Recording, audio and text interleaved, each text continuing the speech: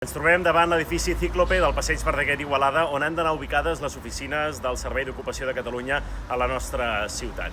Al mes de novembre, des d'Igualada Som-hi, vam denunciar que la Generalitat fa més de 2 anys que té llogat aquest edifici i no hi fa les obres. Porta gastat ja 130.000 euros pel lloguer d'un edifici buit. Aquesta situació és vergonyosa, és inadmissible i per això des del mes de novembre, des d'Igualada Som-hi, hem estat treballant per revertir-ho i perquè comencin les obres. Vam entrar una resolució al Parlament de Catalunya fent aquesta demanda. Aquesta resolució ha estat votada i a finals d'aquest mes de juliol el mateix conseller d'Afers Socials i Treball, Chakir El Homrani, ha anunciat que el projecte començarà a fer-se després de l'estiu i que el 2021 les noves oficines podran ser una realitat.